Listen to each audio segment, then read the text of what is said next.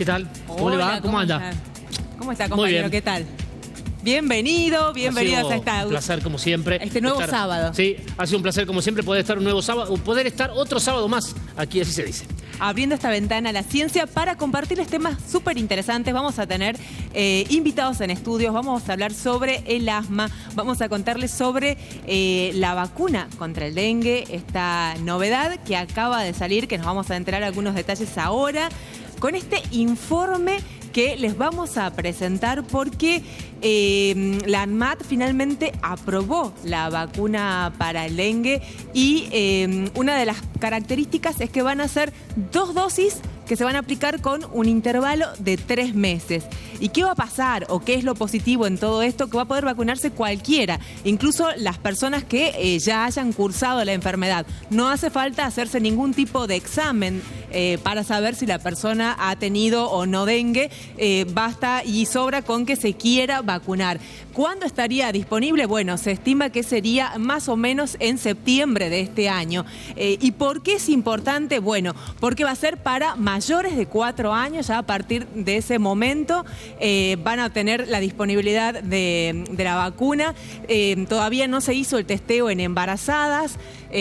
Todavía tampoco se ha testeado qué pasa en niños menores de 4 años, pero ya muy pronto vamos a tener los resultados para que se generalice el uso de esta vacuna, que es de un laboratorio japonés, del laboratorio Takeda. Hay toda una serie de protocolos que van a seguirse desde Argentina.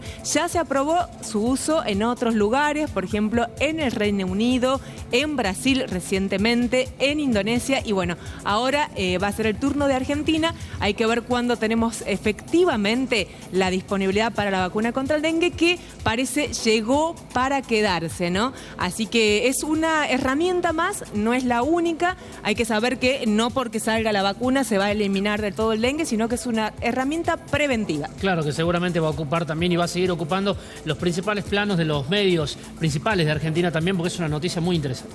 Exactamente, pero bueno, hay que recordar que lo más importante es el saneamiento ambiental, el descacharreo, mantener las casas sin acumular agua, ni en los patios, ni en ningún lugar. Esa es la clave, eso es lo número 1. Las fumigaciones solo matan al mosquito en el momento y al mosquito adulto. Y esta vacuna va a servir para evitar los casos graves y en algunos casos con una efectividad del 60% para evitar los síntomas de la enfermedad. Y lo bueno es que abarca los 4 serotipos de dengue para intentar entonces que no se produzca ni el dengue grave ni tampoco los síntomas. Pero lo importante es cuidarnos, usar repelente. Todavía no está la vacuna disponible en Argentina, así que a seguir cuidándonos porque hay muchos casos específicamente aquí en la provincia de Tucumán. Ahora sí, le damos la bienvenida a ellas. Nos acompañan Sarita y Ana María. Ellas son de la Facultad de Bioquímica, Química y Farmacia y nos van a responder una pregunta que muchos nos hacemos, ¿no? ¿Qué pasa con esa cantidad de medicamentos que uno deja de usar porque están vencidos, porque ya no los necesita y se acumulan en la casa y uno, ¿qué? ¿Termina tirándolo a la basura, en el inodoro? ¿Qué pasa con esas pastillas? A ver, ¿cuál es el misterio? ¿Qué es lo que ocurre? Bueno, lo más importante es considerar eso que son contaminantes emergentes. Entonces, de ahí la necesidad de eliminarlo correctamente. ¿Qué sería un contaminante emergente? Todo aquello que en este momento son en cantidades imperceptibles y no se sabe el efecto que puede provocar a futuro. Pero la contaminación ambiental que produce es muy grave y severa, se ha visto en muchísimos trabajos científicos alrededor del mundo, el daño que produce en el ecosistema. Después incluso en la vida marina, en los peces, a veces se encuentran restos de medicamentos, ¿no? Totalmente, se encontraron, por ejemplo, cantidades elevadas de anticonceptivos o de analgésicos que provocan, por ejemplo, un anticonceptivo, feminización en los peces. Y con eso, con la consecuencia es que se van eliminando las crías, claro. Cría, por supuesto. Y así como eso hay muchísimos casos. Por ejemplo, en India hubo riesgo de extinción de un buitre justamente por la elevada concentración de diclofenac que había y que producía un daño renal. Bueno, hay que considerar que nosotros hoy en día consumimos medicamentos como caramelos, lamentablemente, ¿no? Nos duele algo y vamos al ibuprofeno, el paracetamol, Claro. no tenemos límite, ¿no? Sí, la automedicación. ¿Tienen alguna o hablan en general en contra de la automedicación? ¿Ustedes están en contra de eso? Justamente nuestro proyecto, sobre todo, y se va a concientizar sobre el uso racional de medicamentos, porque nuestro propósito es dar a conocer a la población el daño que se hace y el aumento cada vez más de estos medicamentos mal usados. Entonces vemos que cuando la eliminación por la gran cantidad se hacen en forma que no se deben hacer, esa disposición final inadecuada trae problemas no tan solo al ambiente, sino a la salud de nuestra población en sí. Bueno, y esta problemática pudimos observarla. Y algo que escucho yo a los médicos es, por ejemplo, que las infecciones urinarias nos dicen, no, ya no responden a los antibióticos tradicionales, ya han Justamente. generado resistencia y no hay tantos nuevos antibióticos para combatirlas, ¿no? Es un problema, ese es el problema más grave, creo, que acarrea todo esto.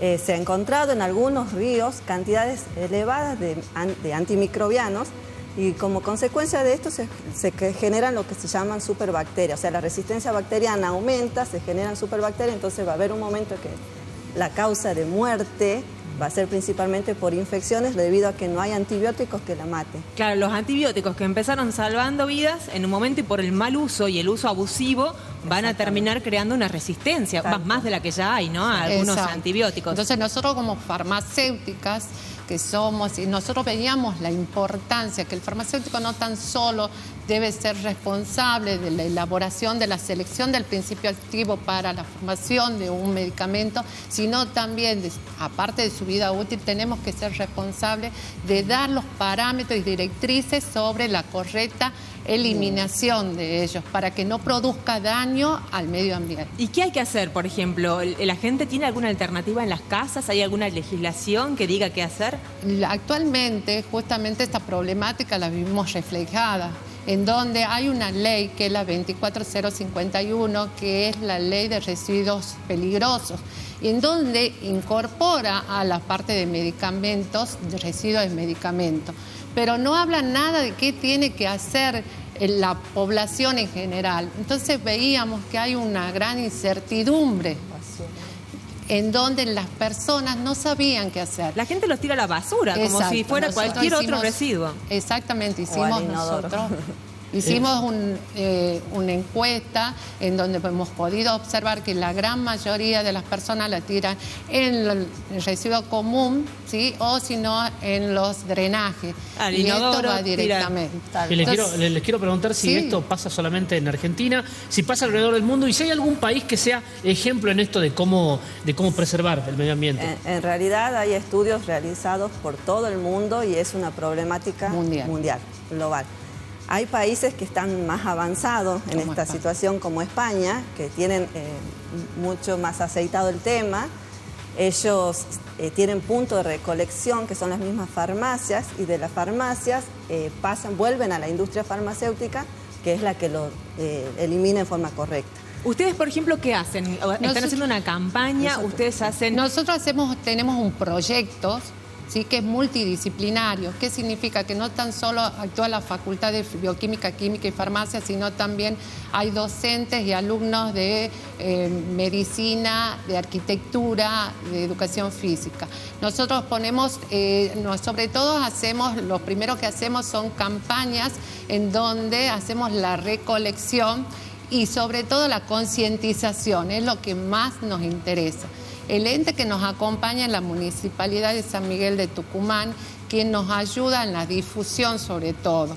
¿Sí? Entonces, una vez que nosotros hacemos las campañas y recolectamos todos los medicamentos y concientizamos a las personas, que hemos tenido muchos éxitos realmente, todos estos medicamentos son trasladados en forma acorde y acompañado con algunas de nosotros que somos las responsables del proyecto hacia el laboratorio de farmacognosia, donde también tenemos un punto fijo, ¿sí? De recolección. lunes a viernes, de 10 a 12, nosotros generalmente recibimos los medicamentos que digamos que nuestros pacientes, que nosotros los llamamos, pero la población puede acercarse a la cátedra de farmacognosia de la Facultad de Bioquímica, Química y Farmacia y dejar sus medicamentos. ¿En la Ayacucho el 400? ¿En la sede Ayacucho central? 471. Les quiero preguntar también si avisoran que en algún tiempo, o avisaron algún tiempo en el cual esto pueda cambiar según las campañas que implementen.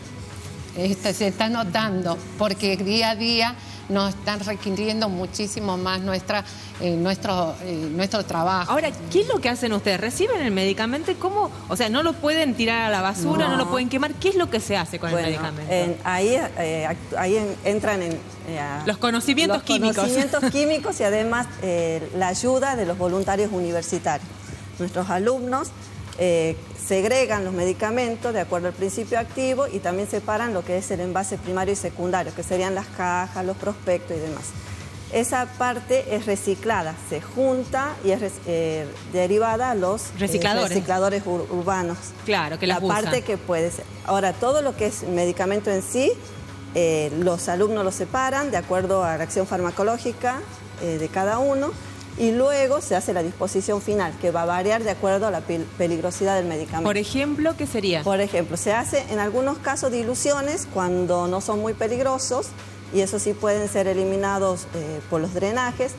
En otros casos ¿Cuáles se no hacen... son tan peligrosos, por ejemplo? Las soluciones fisiológicas, por ejemplo. eso, Claro. Esas cosas. Pero el resto, analgésicos, anticonceptivos, antibióticos. Lo que nosotros llamamos encapsulado, la mayoría. Encapsulado, que consiste en colocar los medicamentos en envases que son de plástico duro y donde se coloca cemento, medicamentos, y se hacen lo que llamamos nosotros ladrillos sanitarios. Una vez que tenemos los ladrillos sanitarios, lo enviamos a la Facultad de Arquitectura, en donde la gente de ahí, los arquitectos, son los encargados de darle el destino final. O sea, la idea es que esos ladrillos se utilicen. O sea, justamente esto nosotros hemos podido estudiar mucho lo que dicen los textos científicos, sobre todo. Entonces, todas las proporciones de cal, cemento, ¿sí? La proporción de los medicamentos en sí, con todo, están dados por los textos científicos, ¿sí? Nosotros formamos estos bloques sanitarios y estos bloques van a formar parte de los cimientos de los edificios. O mobiliario, por ejemplo, quieren hacer en realidad lo que estamos haciendo en un primer momento es, dentro del mismo predio de la universidad, se están realizando, digamos, unos pozos recubiertos con cemento, se agregan los ladrillos sanitarios y sobre esos pozos se va a hacer, todavía está en proyecto eso, merenderos, para que los alumnos tengan un lugar donde sentarse. Pero siempre van dentro de los cimientos. Pero siempre van. O sea, todo protegido, pero puede ser incluso utilizado por los mismos alumnos. Los alumnos participan en la campaña con ustedes y los alumnos también van a utilizar en algún momento ese mobiliario. Exactamente, vuelve a ellos. Aparte, también es una forma en donde los alumnos pueden interrelacionarse con otros alumnos de otra facultad.